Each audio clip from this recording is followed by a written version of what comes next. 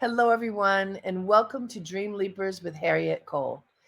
I love this time of year. The end of year, it's like a magical time. It always was a magical time in my household growing up in Baltimore. Lots of friends and family coming together, just connecting in a deep way to the people that you love the most.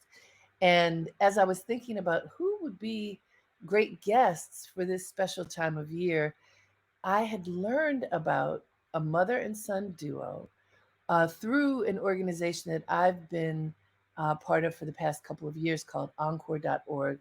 I'm a senior fellow there. And one of the best connected people that I know is Marcy Albaher over there. And she said, "You have to meet Jean Pierre and his mom." And so Jean Pierre will tell us, he and his mom, Rebecca, will tell us their story, but they have an amazing love story between father and son, between mother and son, and he's made a film about it. So we're going to hear all about their story at a perfect time of year.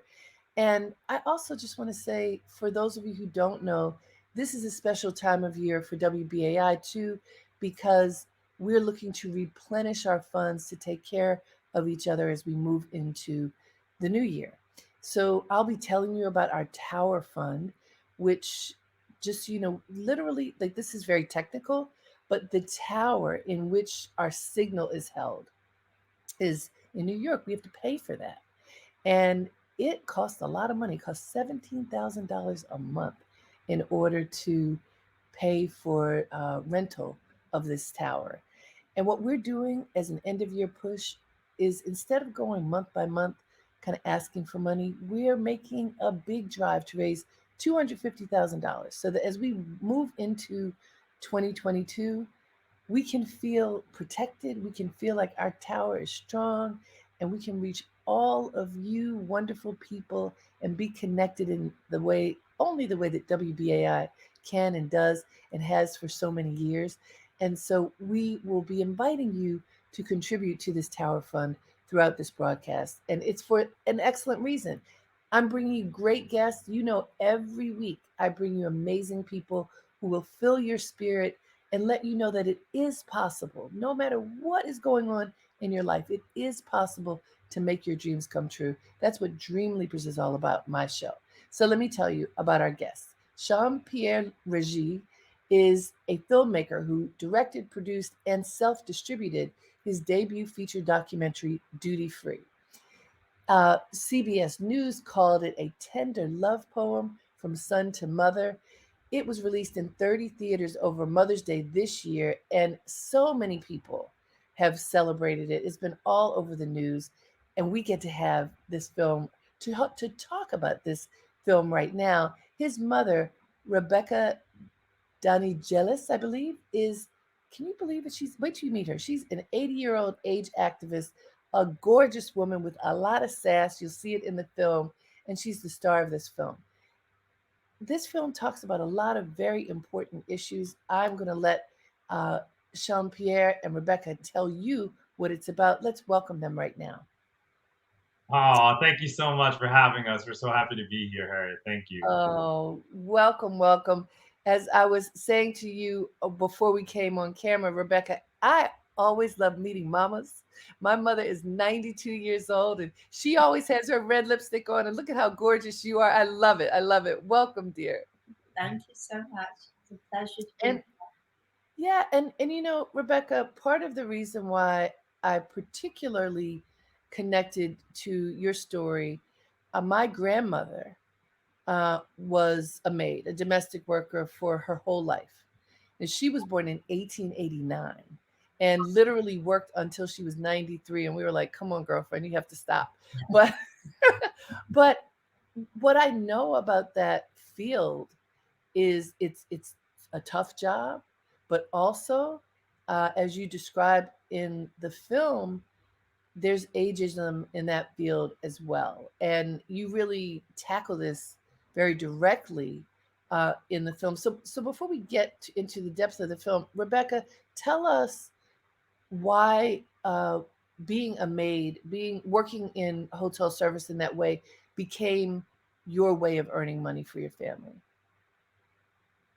Well, actually, I was in charge of the maids. I Nice. used to, train them, and it's a family. You're not just joining, you're joining a family. All the immigrants from all over the world. You find very few Americans working in the housekeeping department of the hotel. Most of the people that don't speak English, hardworking, and you're drawn to them for the skills that they have beyond making rooms. They're making rooms because they don't speak English, or some other reason. You find out, for example, in their own countries, they're seamstresses, they were teachers. And I really enjoyed the job, and I enjoyed seeing everything clean, and I enjoyed seeing what other people could do too. And this was your work for many, many years and helped you to support your family as a single mom with two children, right? That's right. And I was fortunate enough to be able to live in the hotels. Generally, I would go to a hotel and open the hotel and oversee a renovation and then take over the job of the director of housekeeping.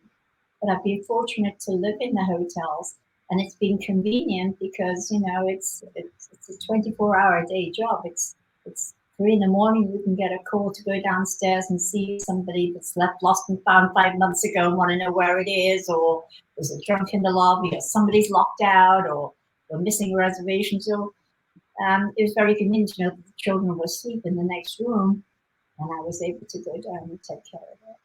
So it's really quite a problem solving job as the manager, supervisor, correct? Yes, yes. And so the reason that a film was made about you and your life and the wonderful journey that your son dreamed up to help you was because you lost your job. Even though you were doing a great job, suddenly you weren't valued as much. Can you tell us about that? Well, probably a year leading up to my being terminated, I kind of felt things were not right. I put this particular hotel together myself, put together every room before we even had a staff.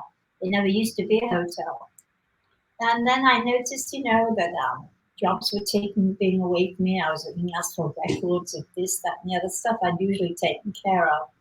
And I felt it was odd. And then little things were coming up, and I knew something was wrong. And then I was so surprised one day when suddenly I just got called to the office after working all day, say, "Sorry, Rebecca, dear, we know you're a valuable employee, but we have to tell you that we are restructuring, and today's your last day."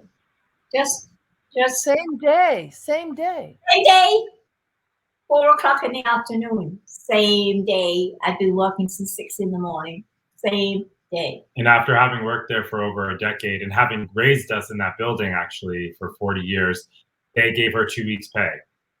So it was unconscionable to me, and I can't even imagine what my mom felt like in that moment. Like, talk about feeling discarded and without value. I mean, it was cruel.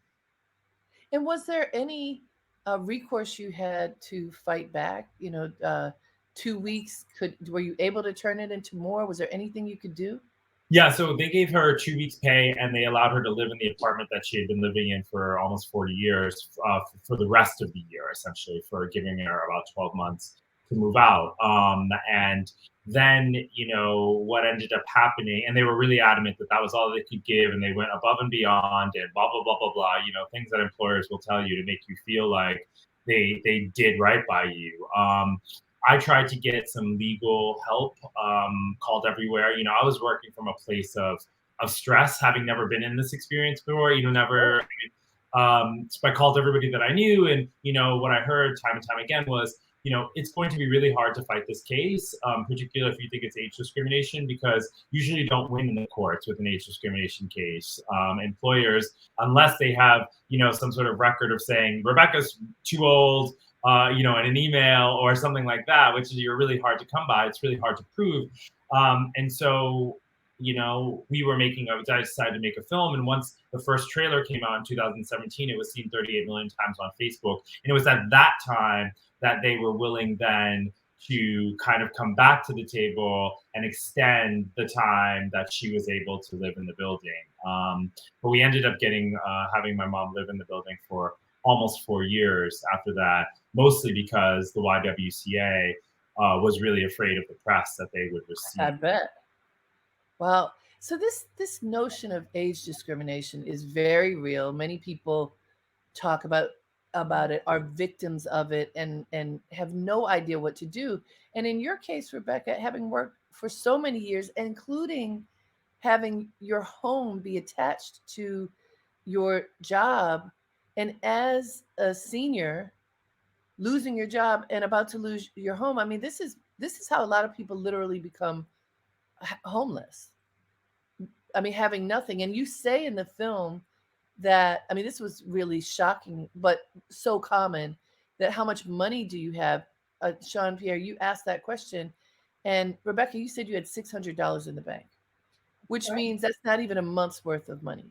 And I think it's so incredibly common. But when it all hit you, Rebecca, what happened inside when the impact of all of this settles inside? Well, the day I did the Happy in the Office for the first time in my life, I was speechless.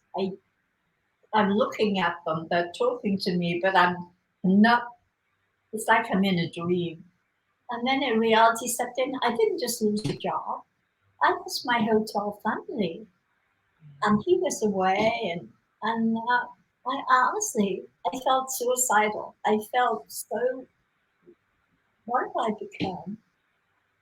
It was very hard. It was very hard.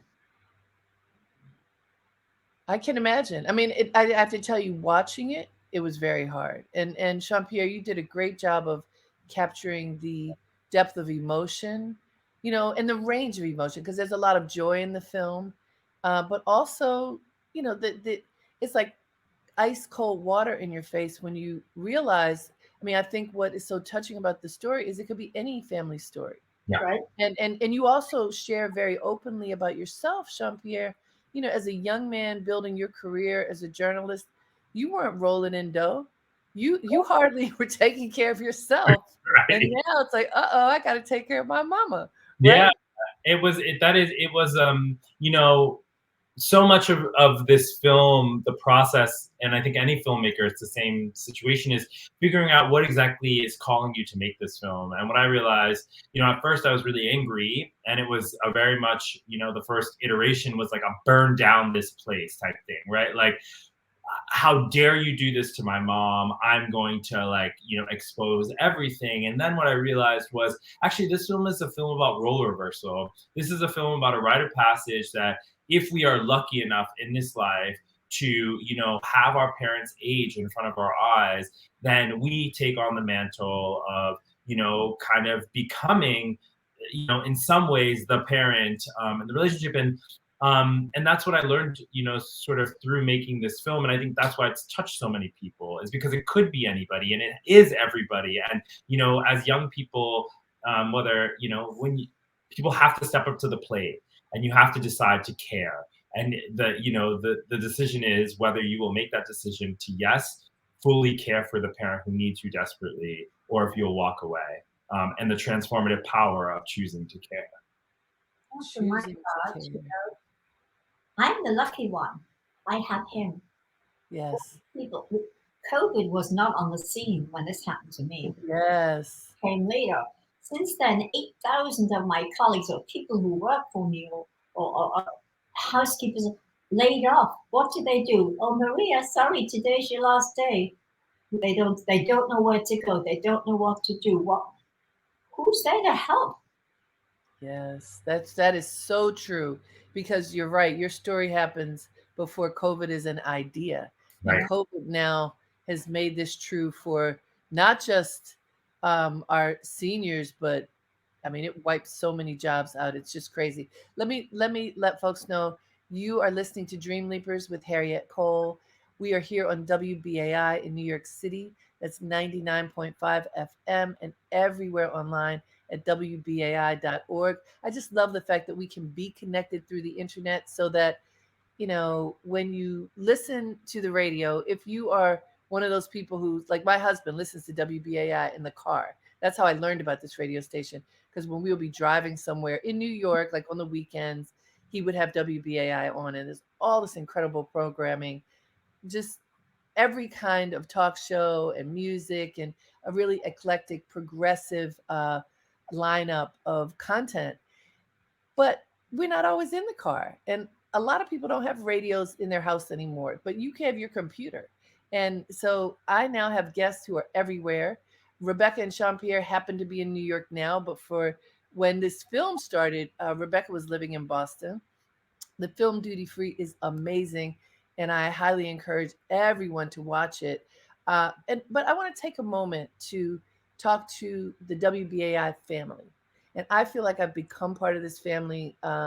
This is now moving into my fourth year of having Dream Leapers on WBAI, having the opportunity to connect with people who care deeply about their families, about their dreams, about reaching for what they hope they can manifest in their lives beyond whatever the challenges are.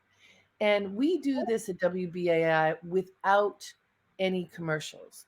And that makes us need everyone who's listening. This is a family experience. Like Rebecca said, the family that she had in the hotels, this is the family of WBAI. All of you listeners connect to us. And what I want to share something with you that we just learned, that for fiscal year 2021, this is great news. WBAI had a surplus for the first time in many years. Now, think about this.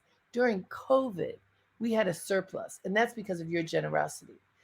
And and still, we've had some challenges. So now's the time that we've decided to take charge of our tower rent. So at 4 Times Square, that's right in the heart of Times Square, we have the tower that houses our signal. And our rent for that tower is literally $17,000 a month. And get this, the 4 other sister stations that are part of the Pacifica network pay a small amount. We pay the lion's share. So we've been stressing about this monthly nut all the time. And what WBAI management decided to do is to launch a campaign during this time of giving, this end of year time, to raise $250,000 so that we can pay this bill up front for the whole year. And then we don't have to be worried about it. And I know you understand that when that monthly bill comes, if your funds are low, you're like, oh my God, how am I going to deal with this? So we're asking everybody to pitch in just a little bit more so that we can reach this number. And the great news is Pacifica National is collaborating with us and with the interim executive director to work on negotiating any contract or project that can help us to take the lead in this. So you will remember WBAI's management have reached out and started negotiating with 4 Times Square prior to us moving in there. We were getting great concessions when Pacifica National Office took over and negotiated a contract just like they had done with the Empire State Building contract. So, by the way, for those of you who are new, this is new information. For some of you, this is history, a reminder. But that contract obligated WBAI to pay a 10% yearly increase so that eventually the tower rent went from $45,000 per month um, to per year in July 2012 to 65,000 by February 18. So it just keeps going up. And so what we're hoping to do with Pacifica National is for us to be able to take the lead, for us to be able to get our financials in place and not have to have increasing rates, even though our economy is not increasing like that. And I know all of you understand this because this has been a time of incredible hardship for most people during COVID. And yet our rates keep going up, up, up. So we just want to keep the recovery going. And we ask all of you to give whatever you can. It could be a small amount, it could be a large amount. We're just inviting you to give to help us with this tower fund. And you can do that by calling 212-209-2950. The number again is 212-209-2950. And what you do is say that you want to give to the Tower Fund. Let this be your end of year giving. You know, we get to write off our philanthropic giving to a certain extent, all of us, no matter how little or how great we give. And I know that you've been generous all year long. We only exist because of you. And we ask you, please, to be generous now. Give to our Tower Fund, the number 212-209-2950. We appreciate you and uh, just hope that you can do all that you can to support us. And supporting us, like with our guest today, with Rebecca and Jean Pierre, this wonderful mother son story. This film, Duty Free, really does go into the heart of some of the big challenges that we have as a community and a culture. And Jean Pierre, I'd like for you to tell us, why is it called Duty Free? Why did you come up with that name? So a little backstory. Again, this story is the story of my mom.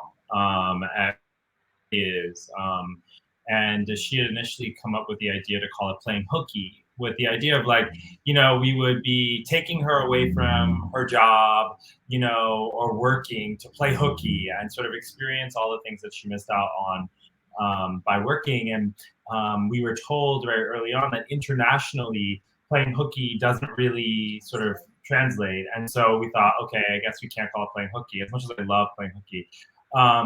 And so my mom, we were thinking over and over and over, and my mom ended up coming up with Duty Free because, her work was her duty, as it is for so many people in this country. And so who is somebody? What is somebody when they are duty free? And so that was the sort of idea, and then thought it was a play on words because we're in and out of airports on this sort of bucket list adventure. So it became a double entendre, yeah. And so I want everybody to watch this film. I'm going to set it up a little bit and then have you tell us more.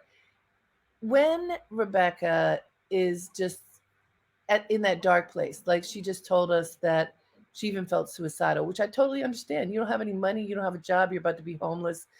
Yes, you have family that loves you, but still, sometimes that does not feel like enough. And Jean Pierre's going, oh my God, what can I do for my mom? And you, like this moment of inspiration came, Jean Pierre, where what is my mother's bucket list? What a thing. I mean, you could have had any thought. And you come up with, mom, write your bucket list. What how did that even come into your head, that to break through all of the darkness to get to that idea? Yeah, it's a great question. I think it's a few things. One, the universe is so strange and beautiful and wonderful, right? Like it sort of leads you to where you need to be. And so I don't know who was watching over us that put that idea into my head, but I also think that it was, to watch your mom suffer, and truly that's what was happening. You try and come up with, for me it was like, what is the craziest thing I can do, because on the spectrum she is at the worst end of the spectrum. How do I bring her as far over to the ultimate happiness and joy side of the spectrum? And that just came into my mind, and she happened to be 75, and I thought, this is the year to do it. Like she's 75 years old. Like this is a really big birthday year. Like this is not how it's supposed to be going down. And so I thought, like, why not? And figuring out the practicalities of paying for it and all of that came later.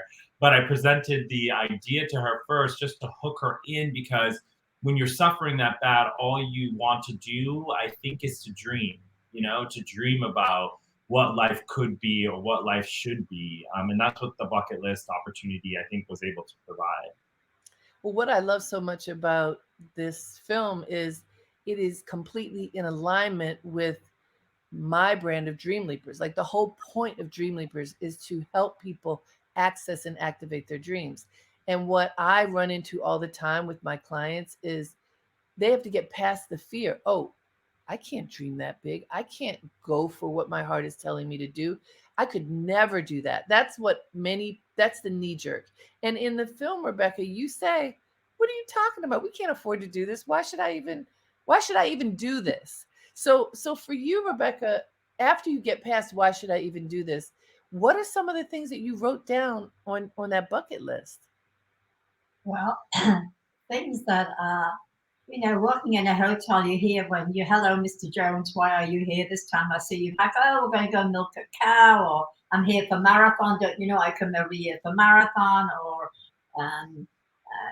and things like that. So I thought of all the things that, I'd always wanted to milk a cow, because in Liverpool growing up, we didn't have any cows. There was, the bombs were coming down and everything. It was a childlike thing I'd like to do. And then the Boston Marathon, every year the same marathoners came to us, because we were right on the finish line. And you'd see them coming in all cheery, then you'd see them finish the race dying on their feet with silver capes on. And I've got to find out what it is that they keep coming back every year, because they never look happy when they finish. So that was that. And of course, reuniting with my daughter. That's something I could never get the time off to go to England, even to visit my sister's grave. And my sister was so important to me, because she was like my mother. My mother died when I was 17, and she brought us up. And when she died, I couldn't take a week off, because there was only one of me in my job to go over. And so there were about 10 or so things that include, the Boston Marathon, milking a cow, visiting her sister's grave, learning hip hop with a dancer from Hamilton, the musical. So it's a real funny mix of like fun, bizarre, heavy. Jumping out of a plane. Joining Instagram, where she now has 50,000 followers, at Rebrexit, Rebrexit, if you want to follow her. Yeah, just it's a ride for sure. I love it, and I love that you started this at age 75. Now, Rebecca, we see, in addition to the fun of this experience, we see you even setting up Instagram and using a computer, which, like, that wasn't your thing. So a lot of times people go, okay, I'm too old. I can't. I'm not going to try this. But you went for it. Talk about, what happened inside of you to push beyond some of those things where you might have felt, I'm too old to do this. I just can't. Well, one of the things was I had to find another job. And, I always had people doing stuff for me on the computer that was very, very technical. I mean, I could do the payroll, I could do the little stuff.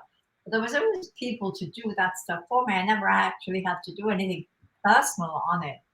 And you come to apply for a job, and the days when you used to see the ad in the paper and then call up the company and then go in and meet the person, they are over. But everything is done online, and not all the application forms are the same. And as I delved further into it, I realized I was never very content, because when it says date last finished high school and you scroll down, it stops at 1979. Hello. I went to college when I was 11 in 1953. That's when I realized this is bad. This is bad. I'm never going to get a job. How am I going to survive? I got to master this. But I just, I took time off. I moved to Boston for a little while, and sort of just sat by her and be like, okay, today from 1 to 4, we are going to be learning LinkedIn. From 4 to 7, we are going to be learning Instagram. And it took, what was surprising to me was, to my mom's earlier point, I'm a digital native, right? Like, I grew up with computers and phones in my hand and all of that. And to realize how hard it is for an older person or somebody who is just less technical to traverse websites that all look different, right? That, they're not intuitive as they are for me. They're not intuitive to this other generation. And that was really awakening to me, to think about how, websites are built, encoded, not with, a massive swath of a generation in mind, and how we are doing a disservice to older people, not only in the job application process, but also just in the way that websites are built and how we've taught people to learn, how to move about the internet, which is really the primary way of getting about. And so, it's true. As a result of us finding that out, and as following through, we now have the POJA Act, which is an act which is just being approved in the Senate in Washington. We went to Washington, and it's to protect older applicants in the job application process. And Wonderful. Garcia pushed that thing through, and now we have an act. So you can't be discriminated now. Companies have to be very careful about where they're setting those little covert age checks. What they ask for. Yeah. So what is the name of the act? So it's called the POJA Act, and it's the Protect Older Job Applicants Act. It was part of the infrastructure bill and signed by President Biden. And so what it does is, everybody talks about we have an Age Discrimination in Employment Act, right? That's supposed to protect older people, but that really only protects them on the job, if it protects them at all. And this is actually in the job application process. So, it strengthens what they can ask you, sort of the cookies that they can put to sort of get a sense of who's applying, which will be really, really helpful. Yeah. That's excellent. Yeah. Hey guys, I want to remind you that you are listening to Dream Leapers with Harriet Cole. I'm so excited to be with all of you today. Dream Leapers is on WBAI 99.5 FM in New York City and everywhere online at WBAI.org.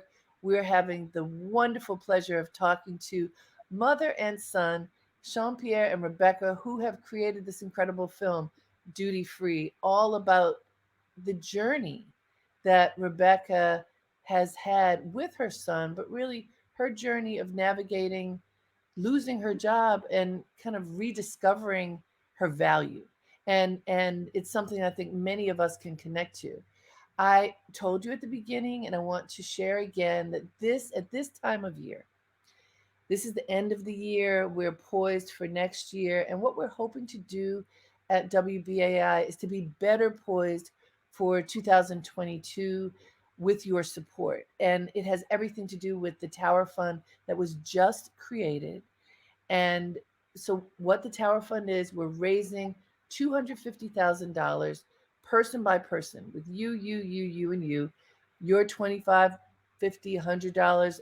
There's no amount that's too small, so that we can keep the tower, literally, that is at 4 Times Square, in the heart of Times Square, New York City, that keeps our signal. So this is technical, but we were just talking about technical with Jean-Pierre and Rebecca. If we don't have a signal, you can't hear us. And it costs a lot of money. It costs $17,000 a month for our signal. And we've been scrambling, trying to pay it every month. Sometimes it's really hard. This year, which is amazing, for fiscal year 2021, for the first time in a long time, WBAI had a surplus because of you. And we are now looking to be able to take a deep breath, to not scramble the way that we have had to scramble just in order to get our bills paid. And I say this knowing that many of us have been in this scramble in our personal lives, trying to figure out how we pay this one, pay that one. Like my mother says, rob from Peter to pay Paul. We don't want to keep doing that. We want to come from a space of optimism and abundance and be able to move into 2022 certain that we will have our signal, because we pay the rent for it now for the whole year. And that's why the $250,000. We want to be able to do that. We want to be able to be poised to have even better programming 24/7. I think we're 62 years old now, WBAI. We survived COVID. Imagine, we survived COVID. There are so many businesses that have not survived COVID, of every type.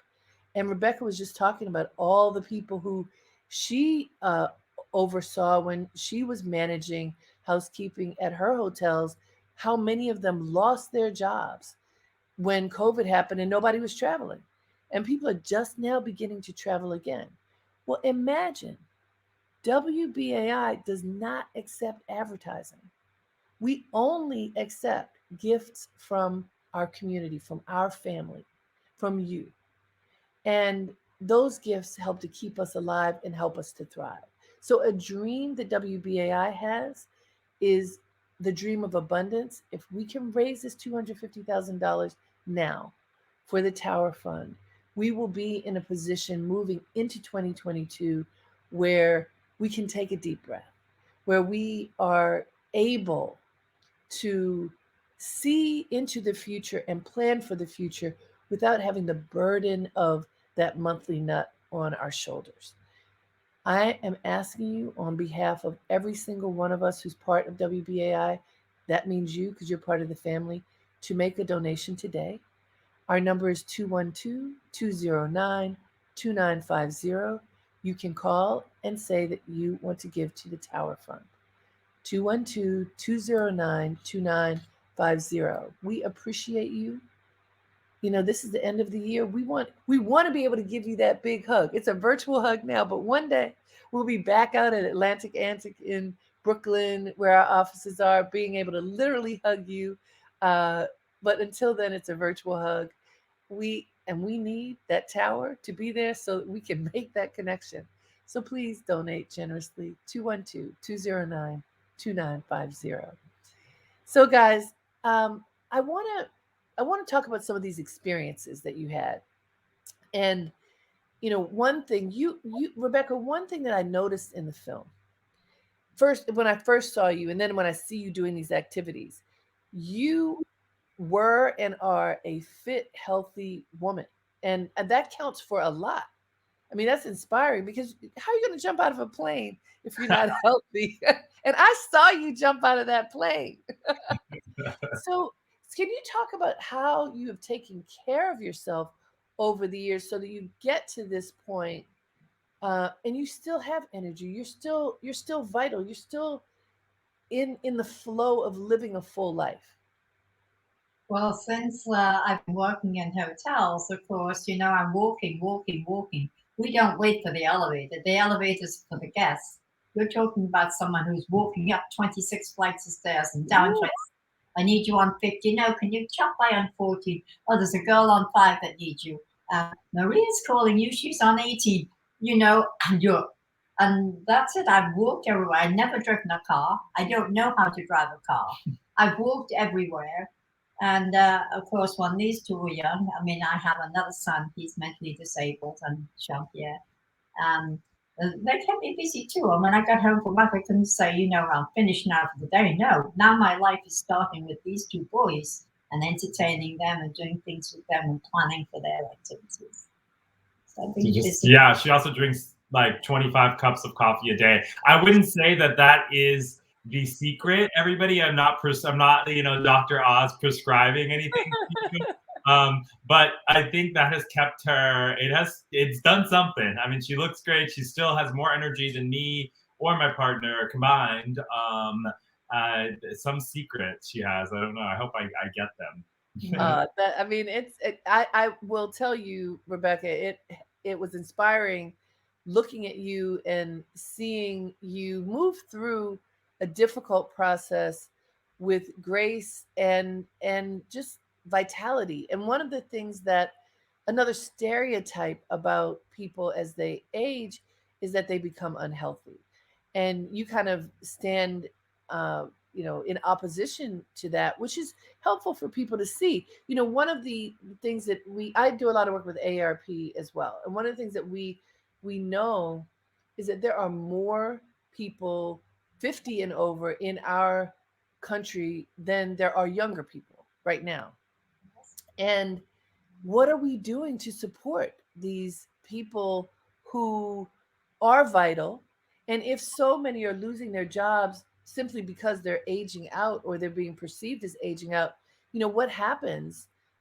So have you started any additional advocacy as a result of making this film? Because I can imagine so much is stirred up. I can tell you want to help people. What have you been doing? Yeah, so the film, as you said earlier, rolled out in 30 theaters over Mother's Day and was a huge hit, a #1 Apple News story, and all that. And we always knew that the film would strike a chord with people, and that we could make this film one with a long tail that was really focused on impact and engagement and action. And so, what we have done is we've created a really dynamic impact campaign around three key themes. One being economic insecurity, particularly among older people. Two, around aging and ageism and age discrimination. And three, around care. And, there's a huge push out there now, around care can't wait. How do we support our caregivers, whether that's paid family leave or, allowing people to age in place at home? How do we support those systems and those home care systems? And so we partnered with various organizations, Caring Across Generations, around the care stuff, and really pushing that among our audience, where we have about 75,000 followers. But then, we've been hosting screenings and talkbacks in communities across the country with AARP, with National Council on Aging, in schools, to talk to the kids about aging and age discrimination, to sort of really letting them know early that age discrimination is pervasive, and how do we, humanize older folks. So the older folks in their lives, their grandmothers and their moms, who they think are vibrant and curious and malleable and all of those things. How do we keep that alive so that the culture doesn't make them think otherwise? And so on our website, dutyfreefilm.com, you can see all of the things that we've done. We've been to Congress, as my mom was saying, but the activism part of this film is what sort of drove it, really the heart of it. And so we're happy that we can finally have it out there and talk to audiences and move them to action. I'm so excited to hear that, because when you watch the film, there's so much momentum, and there's movement in there, and it's movement beyond the two of you. And I mean, it is part of a movement that you have created. And how you started, though, obviously, is just love for your mother and not having the resources to do what you wanted to do. And you started a Kickstarter campaign. Mm-hmm. So now with Kickstarter, if you don't match whatever it is that you put out there, you don't get anything. So there's a risk involved. But what had you put up as your initial ask for Kickstarter, and how quickly did you get to that? Yeah, so we had initially asked for $50,000, and in my little mind, 5 years ago, I'm like, oh, $50,000, that, like, we can make a film on $50,000, right? And so we were able to raise $60,000 in 30 days. So well beyond our goal. Again, the trailer for that Kickstarter had been seen 38 million times on Facebook. And so we were getting donations from all across the world. These people became our community and our support. Not only did they give a donation of $5, much like this sort of tower fund, which can get you really, really far, but they also become your cheer squad, your team, and so every time this process got really hard and I realized, oh my God, it's not going to cost $50,000, it's going to cost $500,000, Right. Had those people in our corner to say, keep going, like, we believe in this touches us at our core, and that's really what got us through the finish line. And did you have to sharpen your fundraising skills in order to get from your 60,000 to Yes, the Harriet. Yes. I mean, I am a skilled fundraiser now. I can be executive director anywhere. No, I mean, it's hard. And how do you, with this, it's such a personal film, and that was hard for me, because not only was I fighting for this film to be made, I was fighting for people to see my mom. I was fighting for people to believe that her story was everybody else's story. And so when I would get no's, that hit me really hard, not only from funding, but also from, different various festivals. It's like, well, are you saying that you don't like this film? Do you not like my mom? Do you not care about my mom? Do you not see my mom? And so a lot of getting back up again, it felt, a bit harder, because I was so connected to the film, but it made me very resilient. And you realize, like, a no is a no, and there are so many yeses down the road. So just keep on marching to the yeses.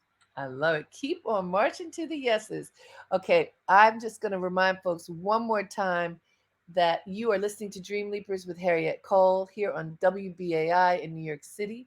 That's 99.5 FM and everywhere online at WBAI.org. As Jean-Pierre said, we are raising money too, just as he and his mom have to ensure that this wonderful story about resilience, about possibility, about, you know, rising up out of a really dark situation into something so much more profound. Who knew? But I think that vision, that dream, and that love that Jean Pierre has for his mother helped to drive them out of a dark place into a place that's not only great for them, but for so many other people. That is also what WBAI does every single day, 24/7, as the leading progressive radio station in New York City. We have many voices that come on throughout the day to inspire us to great action. That is what Dream Leapers is all about. You know, I started Dream Leapers, the educational platform, back in 2016 to help people to access and activate their dreams. I believe everybody has a dream. I don't care who you are. And if you take the time to be still and figure out what your dream is, that's when you can find your purpose. And so I interview people on my show every week who have found purpose and who share their journey for you to support them, but also for you to support yourself. And that's what WBAI is all about. And we need our tower to remain ours with that signal, pulsing so that we can hear each other, so that we can connect to each other. And as I shared before, in order for that to happen, we need your support. We are looking to raise $250,000, $5, 10, 25, 50, 100 at a time from you. We're looking for you to be generous. As you look at your holiday fund, where you're giving resources, include WBAI in your gifts, please. Those small dollars add up. Remember, Obama had $5 increments and raised gazillions of dollars, right? Jean Pierre, by $5 and $10, raised 60,000 when he was looking for 50. We're looking for $250,000. We need your support to ensure that our tower at 4 Times Square in the heart of Manhattan, in the heart of Times Square, will remain ours. And if we reach that goal, when we reach that goal, we can pay the whole year and negotiate that gets paid so that we have the freedom walking into 2022 to not have that burden on our shoulders. And I know personally, I've had burdens, financial burdens on my shoulders before. It's hard to dream when you have that weight on your shoulders and you just don't know what's going to happen next month. I mean, that is what Rebecca had, that burden. Am I going to be homeless? It's real when you don't have the resources and a means to get to your goal.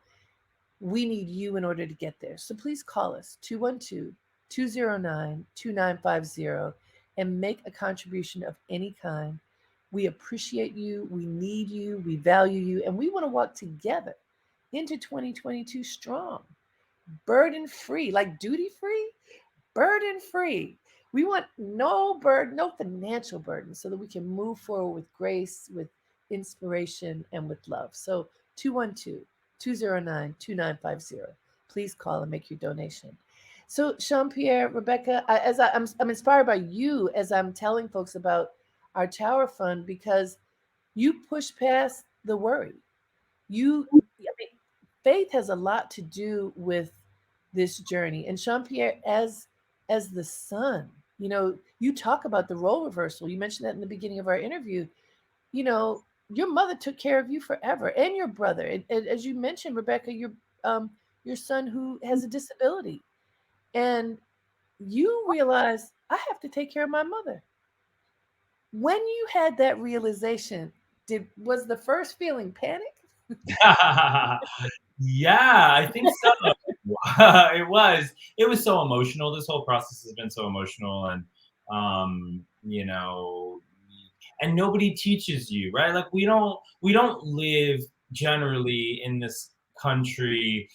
It's not driven by care, right? Like we are oftentimes we deal with caring for a sibling or a parent in silos. We don't talk to each other about how to do that and how to prepare for that. And so I felt like very alone. And my mom is older, I guess, within people in my generation. None of my friends have a mom who's currently 80, or very few of them. So there were just very few people I could talk to. And so I felt really alone. And I felt like I was just like fighting this big monster, and what does that mean for the future? And does this get harder? And all of those questions that one asks.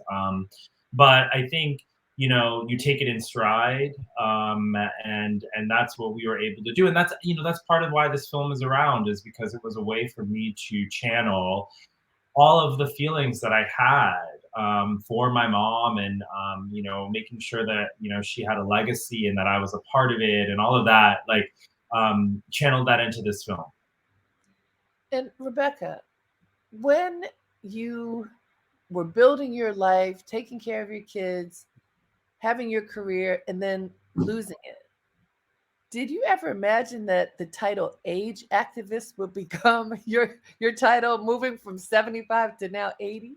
I never ever considered myself getting older. There you go. Myself as being older man. I heard that it's happened to people, but I never associated it with myself. But now it's happened to me. I want to try as much as I can to make sure it doesn't happen to many more people who are less fortunate than me. They don't all have Sean Pierres who are going to pick up and go. They need help. We need to have, there's an act today, the Build Back America Act. Hopefully that passes today, that will help people in caring and everything. But what I really want to see, and I'm not going to belabor this for a long time before I die, I want the last page written in a handbook. When you go to work, or you get 3 weeks vacation, 6 sick days, you can join the 401k, the last page. This is what will happen on your last day of work. Should you A, be fired? Should you resign? Or should you be restructured? And in my case, where they said I'm restructured, I wanted to read, you will receive 60 days notice of such restructuring. You will receive help from human resources in training or application for another job. Something that you know what's going to happen. You're not like me. Well, I speak English. I understand. I'm educated. Thank God.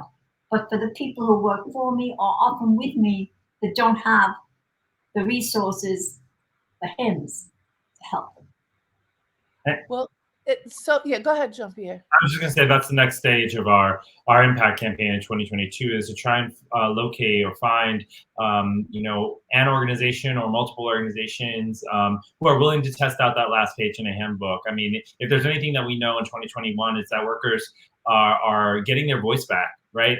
You see unions sort of popping up all over the place, which are long overdue and needed strengthening of unions anyway.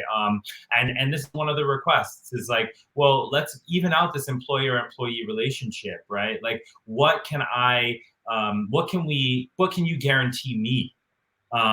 If you want me to be a part of this organization, what can I expect on my last day of work? So that we're on the same page, because nobody, especially not at 75, should be let go with 2 weeks pay after having worked over a decade. It's unconscionable. It's cruel. It's not right. And it's not the way that this country nobody wants that. Right. So why can't we agree on that last page of a handbook? And so that's what we're working on in 2022. The American dream for everybody. That's right. I think it's so important. That is something that is certainly not top of mind. One thing that I always say is that endings are more important than beginnings. We know that at the beginning of anything, you put your fancy clothes on, you present yourself in the best possible light, whether it is a job interview, a date, whatever it is. And the end is often raggedy and distracted and angry, some kind of crazy emotion. But if you handle endings well, the reverberations are beautiful. And this is what you are saying. And I think I love that the activism has gone to Capitol Hill, because this is the beauty of our country, right? That the experiment of democracy is that you could potentially get a law enacted that will protect the people. And if we are not going to protect our elders, who are we going to protect? Right. I mean, and yet many people don't think of it. So I just thank you. I congratulate you. Duty Free is a beautiful film that, while it shows the incredible love between the two of you, it reaches so much further. I think it touches everyone who sees it and hopefully is a call to action. How can people see the film now? Yeah, so the film will stream on pbs.org and on the PBS app through December 21st for free.